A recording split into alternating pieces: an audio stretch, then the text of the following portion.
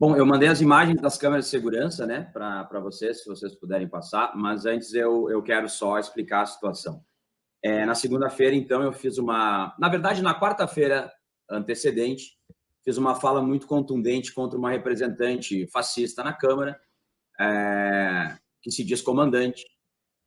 E eu, bom, enfim, fiz todo um discurso, né, criticando a postura dela, criticando essa função do bolsonarismo. E aí ela ficou muito indignada, né, porque ela exigia que fosse chamada de comandante e disse que eu seria preso, né, se ela fosse presidente da casa e se eu estivesse num quartel. Então, eu seria preso por não chamar ela de comandante. Então, essa personagem, né, extremista, que é pré-candidato ao Senado aqui no Rio Grande do Sul, pela chapa do Heinz, né, ela fez toda uma articulação muito violenta dentro da casa naquela sessão de quarta-feira. Na segunda-feira, nós tivemos, então, a minha fala em relação à morte do Marcelo, onde também fui extremamente contundente contra a extrema-direita, denunciando a responsabilidade do Bolsonaro em relação ao assassinato, né, realizado por outro bolsonarista, do Marcelo Arruda, nosso companheiro do Movimento dos Policiais Antifascismo e do Partido dos Trabalhadores. O que acontece? Um tempo subsequente, o vereador bolsonarista, que já foi cassado, inclusive, ele está em nível de recurso, ele foi cassado porque fazia parte do PSL, assim como todos os deputados estaduais do PSL foram cassados no estado do Paraná. Aqui nós tivemos o mesmo caso na Câmara Municipal e temos um vereador cassado, então, por corrupção, porque ele se apropriou dos recursos do fundo partidário, não respeitou as cotas para negros e mulheres, e esse vereador, inclusive, foi indiciado por abuso sexual dentro da Câmara Municipal de Porto Alegre contra uma vereadora do Partido Comunista do Brasil, e tem uma estagiária, né, que é a estagiária indicada por ele e que ela entra na Câmara Municipal de Porto Alegre no dia 30 de junho do presente ano, ou seja, ela está o quê? Umas 2 semanas, menos de 2 semanas na Câmara Municipal. Essa estagiária, ela é uma ativista antifeminista da extrema-direita e que tem fotos com o Eduardo Bolsonaro, tem fotos com o Zucco, que é um deputado estadual, foi inclusive segurança da Dilma, né, do Lula, da Dilma, acho que mais especificamente, e hoje ele é um deputado extremista aí, que está, inclusive, pré-candidato a federal. E também tem toda uma articulação com a extrema-direita e participou da invasão da Câmara Municipal de Porto Alegre quando houve aquela situação do passaporte vacinal, em que levaram, inclusive, suásticas lá para dentro. Mas, enfim, há menos de 2 semanas atrás, ela é colocada como estagiária para ficar dentro do plenário, tirando supostas fotos para esse vereador bolsonarista, né? E caçado. O que acontece? Esse vereador bolsonarista, depois da minha fala, ele sobe na tribuna, faz uma fala me atacando o PT, dizendo que o PT é criminoso, etc, etc. E eu peço, no microfone de apartes, uma pergunta para o presidente da sessão, porque minutos antes, esse vereador caçado, bolsonarista, e também indiciado por abuso sexual, eu pergunto para o presidente da casa se era possível que um vereador cassado presidisse a sessão da Câmara. Porque, afinal de contas, ele está cassado e ele tinha presidido minutos antes da sessão da Câmara, perguntei se isso era possível. Bom, imediatamente, né, mais ou menos uma meia hora depois, começa um zum, dizendo, olha, tem uma estagiária dizendo que ela foi abusada, tem uma estagiária dizendo que tu abusou dela, que tu segurou ela no plenário e tal. E aí eu não sabia quem era, não lembrava da situação, não estava entendendo absolutamente nada. E aí ela disse, não, foi quando ela estava tirando uma foto, não sei o quê. Tá? E aí é esse vídeo que eu mandei para vocês, que eu gostaria que vocês passassem, que tem, esse vídeo são os vídeos da câmera de segurança. Eu estou de terno azul, ainda não estou em plenário, tá? Eu vou entrar, ó, entrei agora, entrei ali. As fotos já estão sendo tiradas, tá? Eu entro correndo ali, ó, passo correndo, faço um zigue-zague, tá? E vou lá para aquela ponta lá, ó. Fiquei lá na ponta da foto, tá? E aí eu vou lá para trás de todo mundo. Bom, foi nesse momento que ela disse que ela foi abusada, tá? Foi exatamente nesse contexto.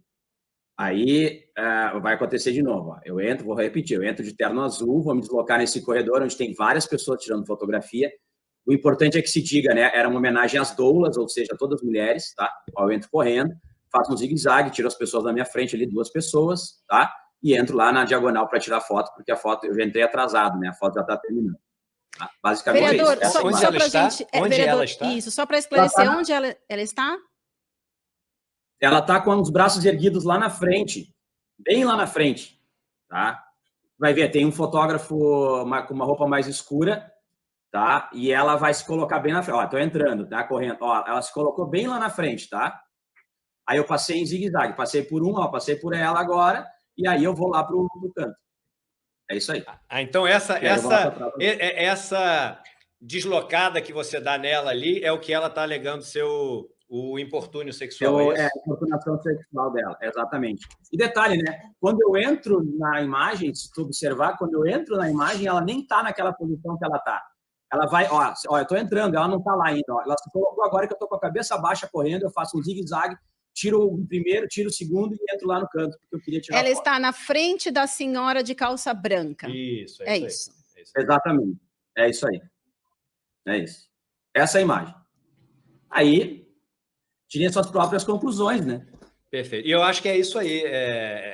Assim, eu não vou aqui emitir nenhuma opinião, até porque eu sei, né? Somos influenciadores, e como somos influenciadores, temos que tomar cuidado para não influenciar as pessoas para que elas tirem as nossas conclusões como sendo delas, né?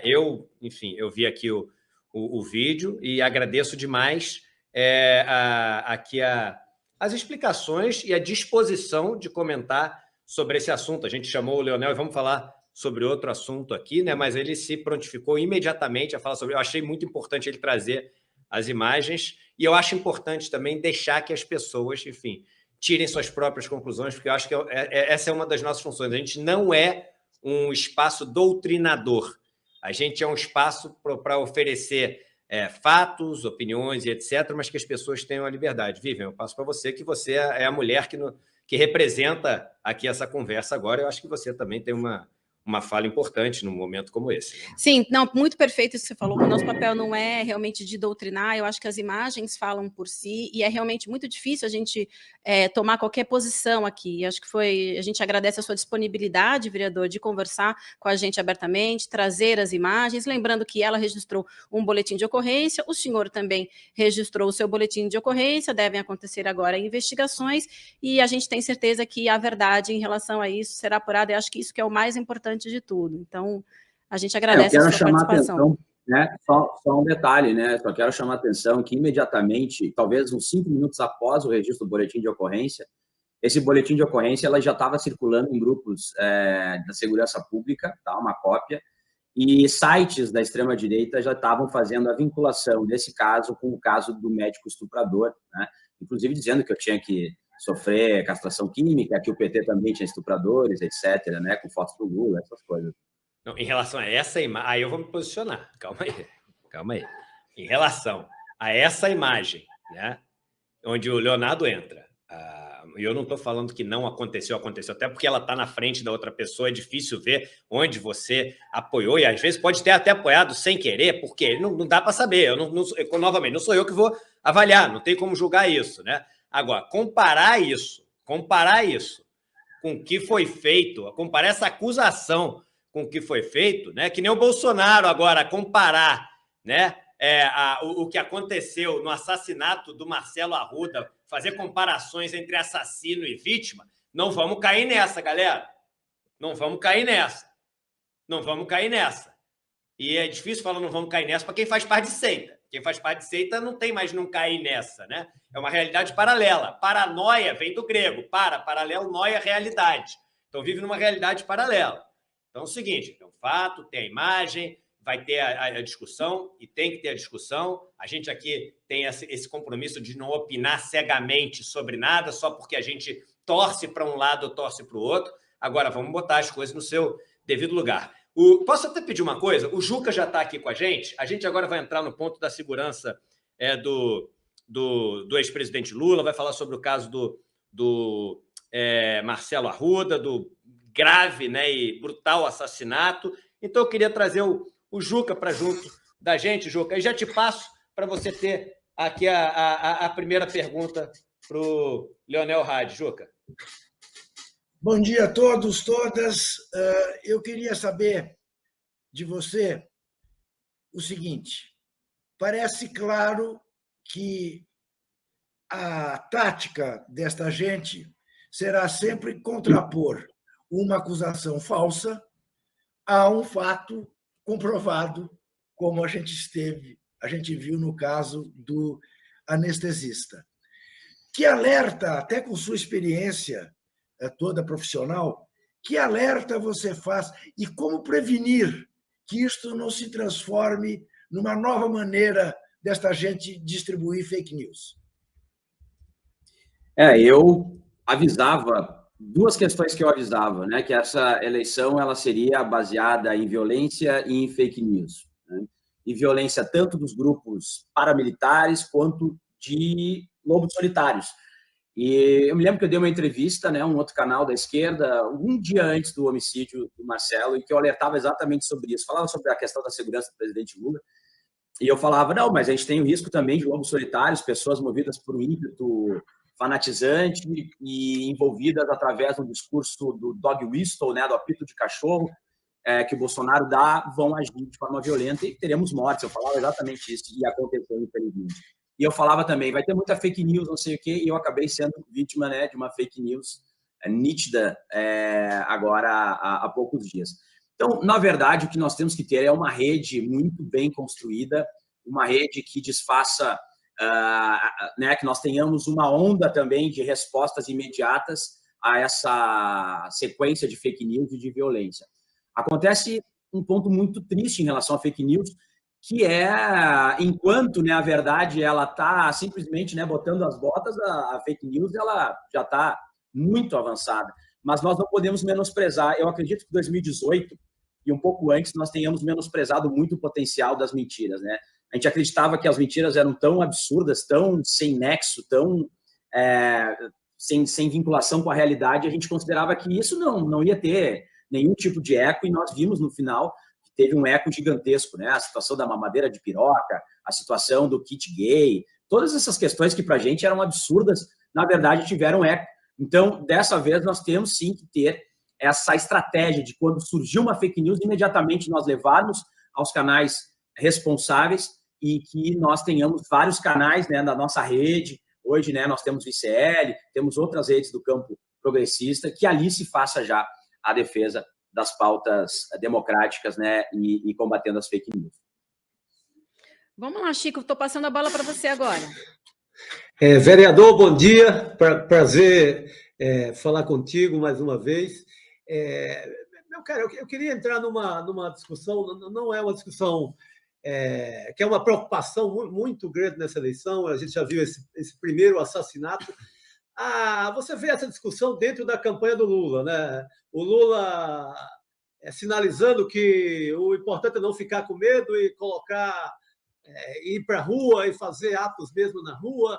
Outros não, vamos fazer em recintos que permita colocar detector de armas, etc. Qual a avaliação do grupo dos policiais antifascistas em relação a essa questão? O candidato corre risco? Como é que vocês avaliam nesse momento da campanha o que pode ser feito? É melhor prevenir a campanha, ficar mais em lugares que permitam que o candidato fique longe das armas, ou rua, não se acovardar e ir para a rua? Qual a tua avaliação como policial, como quem conhece essa história de maneira mais técnica e mais profunda? Eu, na verdade, fui membro do movimento policiais antifascismo até 2020. Daí eu me afastei quando deu o motim lá com o do Camilo, né? Quando teve aqueles policiais que acabou desencadeando nos contra o Cid Gomes. Ali a gente entrou em divergência, eu disse que aquilo era um ato miliciano, e a direção nacional tirou uma nota dizendo que aquilo lá tinha acontecido pela falta do direito à greve. E aí a gente entrou em divergência, mas continuo tendo muita amizade, muitos contatos com o movimento. E eu faço parte do setorial da segurança, né? Somos os dirigentes do setorial de segurança pública do Partido dos Trabalhadores, e nós, né, temos feito, sim, uma avaliação de que tem que existir um controle em relação aos atos do Lula. Infelizmente, é esse o momento, né? Nós não podemos dar chance para qualquer tipo de ação criminosa que, enfim, como eu falei, nós podemos ter uma ação criminosa realizada por grupos organizados, paramilitares, né, nesse formato, mas também nós podemos ter o ato de lobos solitários, que foi o que nós vimos em relação ao Marcelo. Então, é muito difícil, os lobos solitários são mais difíceis ainda de tu prever, porque pode ser uma pessoa que foi movida por uma frase do Bolsonaro, do tipo, você sabe o que tem que ser feito, que um dia depois matou o Marcelo, e que daqui a pouco tu não conseguiu perceber qual era o comando, e o fato acontece, alguém se sente motivado a jogar um explosivo, por exemplo, numa atividade do Lula, ou alguém se sente motivado a ir e jogar com um drone, né, fazer um ataque a alguma manifestação pró-Lula.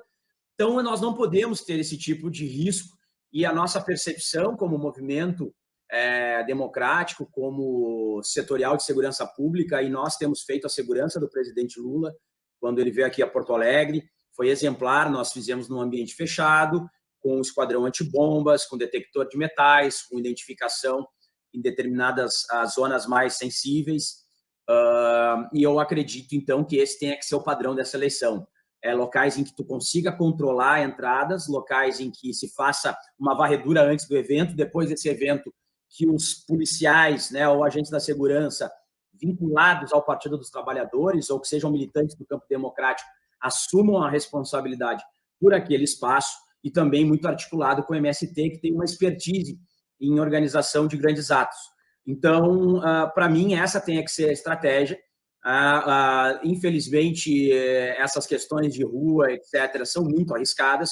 Claro, isso tem que ser avaliado caso a caso, mas eu acredito que nesse clima, na medida em que a campanha avança, nós temos que ter, sim, e nós, como militantes, temos que estar na rua, e aí respondendo também ao Juca, nós não podemos sair das ruas, mas nós temos que andar em grupos, nós temos que ter um celular com bastante bateria, um celular com bastante memória, porque nós teremos que fazer, com certeza, a disputa narrativa do que eles farão. Porque eles virão para a provocação, que nós não podemos aceitar, mas, ao mesmo tempo, se nós não tivermos um controle da narrativa, fazendo o nosso vídeo, sem edições, mostrando de onde partiu a agressão, mostrando que nós estamos defendendo a democracia e fazendo o jogo democrático, isso é a forma que nós temos de nos proteger. Mas eu chamo a atenção para um detalhe.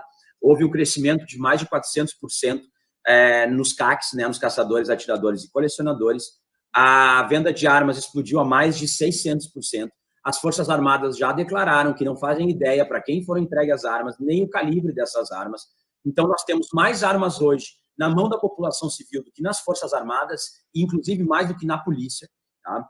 E isso é preocupante, porque no momento que a gente possa refletir, por exemplo, que um CAC, né, pode ter mais de 60 armas de fogo, e se for colecionador, ele não tem limite de armas de fogo, quantas armas de fogo são necessárias para a gente formar um grupo paramilitar?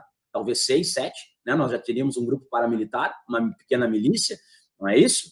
Quer dizer, quantas pequenas milícias e grupos paramilitares nós não formamos? Inclusive, né, eu estive na Polícia Federal esses dias sobre uma ameaça de morte em relação à deputada Maria do Rosário, e que eu também fui ameaçado de morte, o presidente Lula também, né, por neonazistas, e a gente estava conversando, e eu conversei com alguns colegas ali, e eles deram conta, né, eles disseram o seguinte, olha, tem casos de faxineiras comprando 3 fuzis, ou seja, 60 mil reais, 70 mil reais, dependendo, né? Por que uma faxineira vai querer 3 fuzis nesse valor? Entende? Nenhum problema, assim, né? Mas é incompatível, não faz sentido, né? E é essa situação que nós vivemos com discursos, né? Vamos fuzilar a petralhada, a população armada jamais será escravizada, você sabe o que tem que ser feito, não respeitem os petistas. É esse o quadro que nós nos encontramos nesse processo eleitoral desse ano. Leonel, você diria que é esse clima que fez com que a Manuela Dávila desistisse de fazer campanha no Rio Grande do Sul, e eu estou lendo agora, está indo para Minas Gerais para fazer a campanha digital do candidato ao governo Calil, você diria que é isto que a afastou? Acredito que esse seja um dos fatores, porque aqui no Rio Grande do Sul o clima político é extremamente violento, né? E ela teve a sua filha agredida, ela mesmo foi... Bom, ela, talvez Maria do Rosário... É interessante, né? As duas mulheres, as maiores ícones aqui do Rio Grande do Sul são as mais agredidas, né? Se for observar proporcionalmente em termos de redes sociais, né? Que é a Maria do Rosário e a Manuela Dávila. Então, não tenho dúvida, né? Que isso é demais. Você acha que tudo indica, né? Lula vencerá em outubro, se não no primeiro turno, no segundo. Tomara que no primeiro para já liquidar essa fatura e tornar ainda mais difícil qualquer tentativa golpista. Mas que nós vamos ter que conviver com este clima, que daqui para frente vamos... Quer dizer, o Bolsonaro pode ser derrotado, mas o bolsonarismo será uma ameaça permanente de violência? O fascismo ele é uma questão de longo prazo. Eu acredito que nós teremos aí, no mínimo, mais uns 4 anos de instabilidade, mesmo no melhor dos quadros. Digamos assim, no mesmo quadro mais otimista, Lula vencendo o primeiro turno, ele conseguindo colocar um Congresso majoritariamente progressista, que ele tenha os quadros dele que protejam ele contra um golpe, né, institucional, né, com governadores colocados em estados-chave. Não acredito que a gente vai ter uma melhora no quadro de violência política, nem desse quadro de instabilidade nos próximos 4 anos. Antes da próxima, né, se tudo continuar nesse ritmo, antes da próxima eleição, porque essas pessoas não vão entregar suas armas, essas pessoas não vão simplesmente dizer que tudo bem, vamos respeitar a democracia, nós batemos nas urnas eletrônicas, nós desacreditamos o processo eleitoral, nós desacreditamos as instituições e agora simplesmente vamos abandonar esse processo que nós gastamos dinheiro, que nós investimos muito recurso desde 2013 e simplesmente agora vamos voltar para casa com o Lula no poder novamente e com a esquerda tomando os espaços, né, e indo lá na Amazônia, né, prendendo garimpeiro, indo lá na Amazônia, acabando com os grandes madeireiros, acabando com essa farra da distribuição de armamento para milícias e PCC, etc., que é tudo que a gente tem visto com o governo Bolsonaro. Então, as coisas são muito mais perversas do que a gente possa imaginar. Vereador, eu tenho primeiro um comentário e uma pergunta. O comentário é o seguinte: a gente tem que tomar muito cuidado, que a gente está usando muito essa expressão, e é uma expressão correta que o vereador Leonel usou, que é o lobo solitário. Mas, às vezes, quando a gente fala lobo solitário, fica parecendo que é uma pessoa que ele agiu por conta própria, entendeu? Não tem ninguém além dele que é responsável. E não. Quando a gente diz lobo solitário, é que é uma pessoa que não está ali num grupo, enfim, aparentemente não faz parte de um grupo, como o Leonel falou, de 6, 7, 8 pessoas, mas ele faz parte da seita. Ele tem uma orientação dos apitos de cachorro, dos dog whistles aí, que vem do Bolsonaro, que vem do assessor, que vem do ministro, entendeu? Então, é lobo solitário, mas ele está dentro de uma estrutura maior, não é solitário porque não faz parte de uma estrutura. Ele faz parte de uma estrutura, ele está seguindo, né, orientações, ele está ouvindo, né, direcionamentos, ele é influenciado e age por conta desses direcionamentos. Então, eu só faço essa ressalva, porque às vezes quando a gente fala lobo solitário, fica parecendo que não, então o resto não tem culpa. Entendeu? Então, Agora, a pergunta... Diga. Não, inclusive, Eduardo, nós participamos da prisão de 2 indivíduos que um deles, inclusive, ontem foi negado um habeas corpus, um neonazista que estava organizando atos terroristas, né? E um segundo também que foi preso, que era neonazista, também organizava atos de ataques a escolas e com material de pedofilia. Mas o que eu quero chamar a atenção? Todos eles faziam parte de chats, né? De um grupo de Discord, um grupo de 4chan, um grupo... Então, esses grupos, né, de debates, né, de chats, eram pessoas isoladas, mas participavam de grupos de internet articulados que pensavam esse tipo de atuação. Então, é exatamente isso. Quando a gente fala lobo solitário, é que ele não tem uma organização verticalizada, mas ele participa de grupos, participa de distribuição de conteúdo, participa de comandos, né, mesmo que sejam virtuais, em que eles atuam dessa forma violenta, como nós vemos esses atiradores aí nos Estados Unidos, como nós já vimos aqui, né, no Rio de Janeiro, em São Paulo, em Santa Catarina, esses massacres em escolas. Isso. E a pergunta que eu tenho para fazer é o seguinte: existe um conceito, né, uma teoria chamada da espiral do silêncio. É uma teoria que foi, enfim, desenvolvida por uma pesquisadora chamada Noelle Neumann, né, e ela diz o seguinte, que às vezes as minorias, né, elas acabam parecendo maiorias porque a maioria fica com tanto medo dessa minoria, que toca tanto terror e que faz tanto barulho, que a maioria se cala. E quando a maioria se cala, a minoria parece maioria, aí que ela se cala mais ainda. E a pergunta que eu tenho para te fazer não é uma pergunta fácil. É a seguinte: dado tudo isso que está acontecendo, eu imagino que devem ter várias mães, pais, companheiros e companheiras, né? Devem ter vários filhos falando para os pais, falando, pô, faz o seguinte, cara, vota lá o que você quiser votar, pô, mas não se expõe tanto não, o jogo está muito perigoso, entendeu? Não, pô, não posta na internet esses negócios não, não fala na empresa essas coisas não, que é exatamente o objetivo, né, do bolsonarismo. E aí, né? Não dá para tirar a razão de um pai que fala um negócio desse para um filho, né? Não dá para tirar a razão, por exemplo, na minha casa, você imagina, né, que todo dia eu ouço isso, né? Pô, pega um pouco mais leve, pô, cara, o momento está muito perigoso, etc. Não dá para tirar a razão, mas, ao mesmo tempo, nunca foi tão necessário, né, esse enfrentamento, esse embate.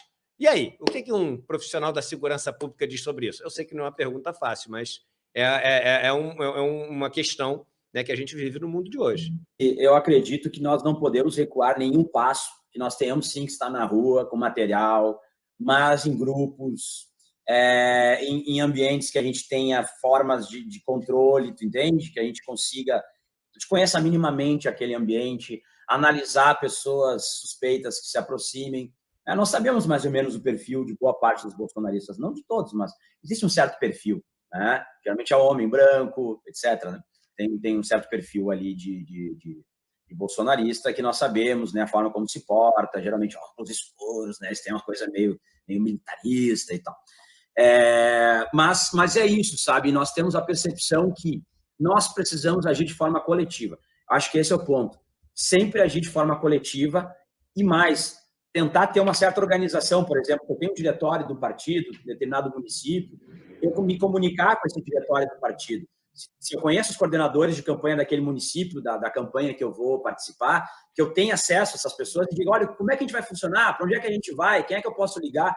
Porque isso vai nos dando uma rede de solidariedade, uma rede de apoio, porque sempre existe um advogado, sempre existe, né, uma pessoa que vai conseguir levar uma denúncia adiante. Então, é muito importante que a gente tenha essa coordenação, que a gente dialogue com os partidos do campo democrático, saiba o que eles estão pensando como instituição, e que nós possamos nos somar a isso. Agora, claro, com todos os cuidados, mas ter cuidado não significa que a gente tenha que sair da rua, que a gente não tenha que fazer campanha, porque isso é o que vai fazer a derrota, de fato, dessa horda fascista nesse momento. É isso que vai fazer com que, mesmo eles derrotados na urna, que nós tenhamos esse processo lá na frente de sustentação da democracia, porque esse vai ser um processo de longo prazo.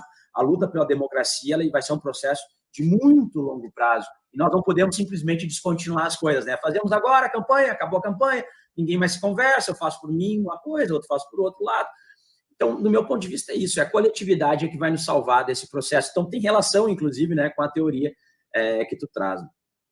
Beleza, muito obrigado, vereador. Obrigada, vereador, pela participação no ICL. Um bom dia e até uma próxima oportunidade, então. Muito obrigado, eu gostaria de agradecer mais uma vez ao convite. Só lembrando sobre aquele outro caso, só para encerrar, eu fiz o pedido, tá, para que a investigação ia ser feita numa delegacia formada majoritariamente por homens, e eu requisitei que esse inquérito aí que envolve a mim, né, por importunação sexual, fosse deslocado para a delegacia da mulher, porque eu acredito que mulheres vítimas de violência devam ser escutadas, né, por outras mulheres numa delegacia especializada. Então, muito obrigado, um grande abraço, contem comigo sempre. Tchau, tchau. Um abraço, Lena. Tchau, tchau.